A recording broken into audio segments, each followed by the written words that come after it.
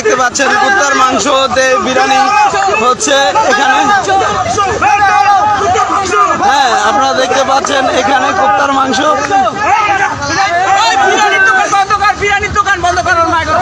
এটা কি এর মাংস? কুত্তার মাংস কোথায় দাও? বিরিয়ানির দোকানে। কোন বিরিয়ানির দোকানে? পাগলা বাজারে? সব দোকানে? কতদিন যাবো দাও? অনেকদিন। এখানে কত কেজি মাংস? 50 কেজি। এদিকে 50 কেজি। হ্যাঁ, এইগুলা দিয়ে বিরিয়ানি হয়? ভাই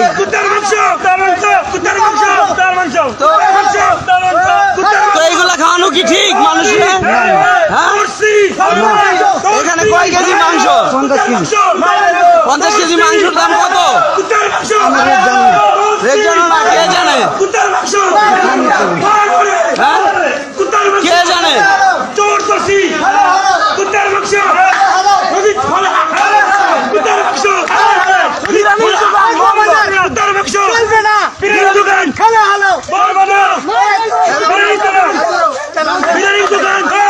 আসলে আপনারা দেখতে পাচ্ছেন কুত্তার মাংস দিয়ে বিরিয়ানি পাক করে এখানে খাওয়ানো হচ্ছে। ঘরোয়া ভিডিও করে, হ্যাঁ সামনে দিয়ে ভিডিও করে, ঘরোয়া বিরিয়ানি হাউস।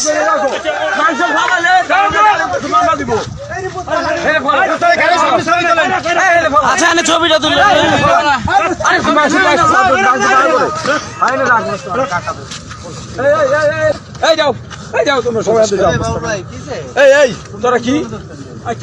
এখানে কি নদীতে ফেলাইতে আনছো কুত্তার মাংস?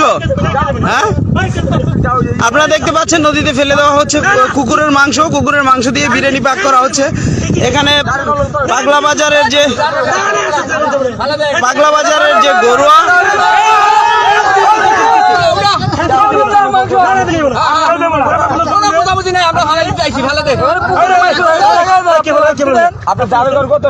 এখানে কিসের জন্য নিয়ে আসা হইলো?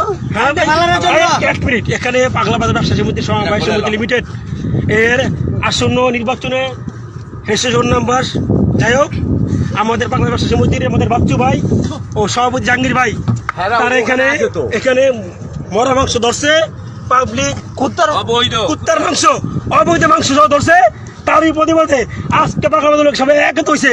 এর প্রতিবাদ জানাচ্ছি, তীব্র নিন্দা জানাচ্ছি আমরা। এই মাংস পুলিশ সহ নেতৃত্ব সহ সবার থেকে আপনার সবাই পৌঁছতে পারে পাবলিক সবার জিজ্ঞান।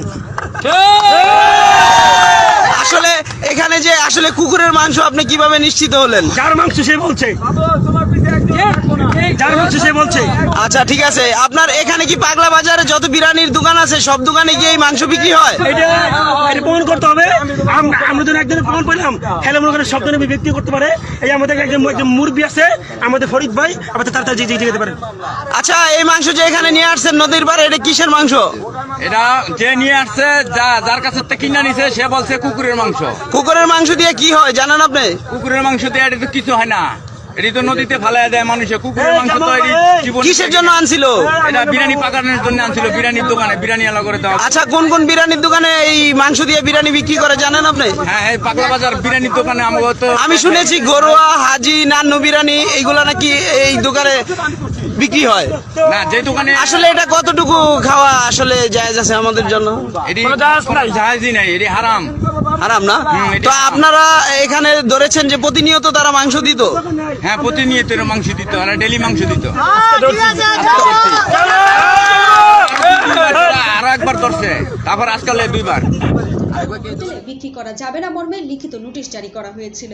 এরপরও উল্লেখিত দুটি হোটেলে গোপনীয়তা রক্ষা করে রাতের আধারে এসব মাংস নিয়মিত আনা হচ্ছিল এবং গত 29 আগস্ট রাতে স্থানীয় জনতা হাতে নাতে তাদেরকে আটক করে পুলিশের হাতে তুলে দেন। বিগত 1 বছর আগে আবার এই ঘটনা ঘটছিল এখানে আমাদের পাগলা বাজারে। এই আপনার নিষিদ্ধ ঘোষ দিয়ে বিরিয়ানি যখন পাকানো শুরু হলো, মসজিদে যখন মাইকিং হলো আমাদের কাছে প্রেয়ার দিল মসজিদ কমিটির সাধারণ সম্পাদক যে আপনারা বিষয়টা দেখেন কিসের গোস্ত দ্বারা বিরিয়ানি তৈরি হয়। আমরা তারপরে আমাদের লোক বাজারে লাগাই দিলাম এবং ব্যবসায়ীদের বললাম বহিরাগত কোনো গোস্ত পাগলা বাজারে ঢুকবে না। আর বহিরাগত গোস্ত দিয়ে কোনো বিরিয়ানি বা কোনো গোস্ত দোকানদার এই গোস্ত বিক্রি করতে পারবে না। ব্যবসায়ী নেতাদের দাবি, মহামারী করোনা ভাইরাসের কারণে সারা দেশের মানুষ যখন আতঙ্কিত, তখন শুধুমাত্র অধিক মুনাফার লোভে এই ধরনের অস্বাস্থ্যকর খাবার বিক্রি করে মানুষকে আরও বেশি অপমৃত্যু বা স্বাস্থ্যহানির ঝুঁকিতে ফেলে দেওয়া কোনোভাবেই বৈধ নয়। তাই তারা অতি সত্বর এই ঘটনার সুষ্ঠু তদন্ত সাপেক্ষে দোষী ব্যক্তিদের শাস্তি দাবি করেছেন। এই দুর্যোগের সময়, মহামারীর সময়, করোনার সময় এমনি মানুষ আপনার অস্থির অবস্থায় আছে। সারা পৃথিবী আজকে